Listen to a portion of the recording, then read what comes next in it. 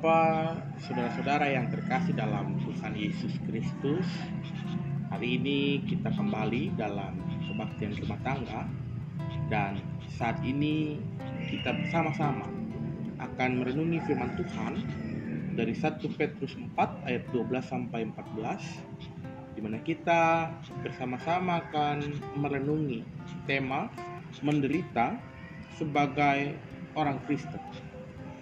Bahwa pada akhirnya kita menyadari, Bapak, saudara-saudara yang terkasih, bahwa dalam kehidupan tidak ada satu orang pun yang ingin penderitaan itu menghampiri hidupnya. Tidak ada satu orang pun yang mau ketika menjalani hidup akan dipenuhi dengan penderitaan. Tidak ada seorang pun yang menginginkan ketika menjalani hidup ada berbagai tantangan dan cobaan yang membuat dirinya menderita. Tetapi kita pun harus menyadari bahwa pada akhirnya tidak ada satu orang pun juga yang bisa terlepas dari yang namanya penderitaan hidup. Kalau kita bersama-sama menyadari bahwa kehidupan yang kita jalani pastilah dalam satu waktu kita mengalami penderitaan. Dan hari ini kita bersama-sama mau melihat, Bapak Ibu, bahwa mungkin ada banyak penderitaan yang kita alami.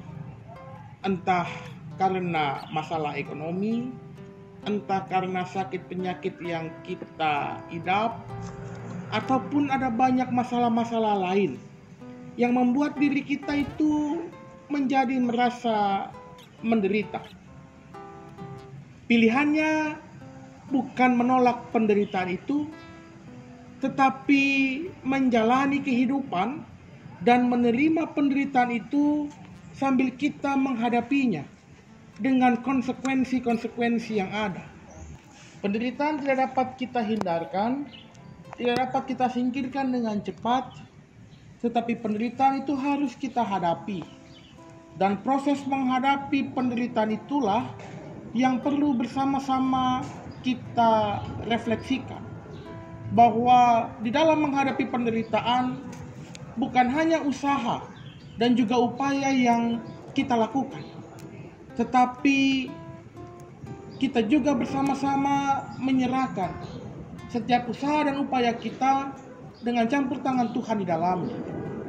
Terlebih Bapak Ibu, hari ini kita mau diajak untuk bersama-sama melihat bahwa ketika menghadapi penderitaan, kita bukan sebagai manusia yang biasa, tetapi secara iman kita menghadapi penderitaan bersama-sama sebagai manusia yang percaya dan beriman kepada Kristus. Bahwa penderitaan mungkin tidak dapat kita hindarkan dalam hidup. Mungkin penderitaan akan datang silih berganti, sumber-sumbernya pun ada banyak. Tetapi yang pasti adalah Kristus selalu beserta kita dalam penderitaan yang kita hadapi. Dalam bacaan kita surat Petrus pasal yang keempat ini mau menyatakan di ayat 12 bahwa kita tidak perlu heran ketika kita menghadapi situasi penderitaan, situasi siksaan dalam kehidupan kita. Kita melihat bahwa penderitaan sebagai ujian. Seberapa besarkah kita beriman menghadapi penderitaan dengan berbagai upaya yang dapat kita lakukan? Seberapa besarkah kita meyakini bahwa Tuhan dapat menolong dan juga menyertai kita melewati setiap penderitaan yang ada? Dan hari ini kita pun mau diingatkan Bapak Ibu, bahwa kalaupun kita menderita, kita bukan menderita sebagai manusia biasa, tetapi kita menderita sebagai manusia yang percaya kepada Kristus.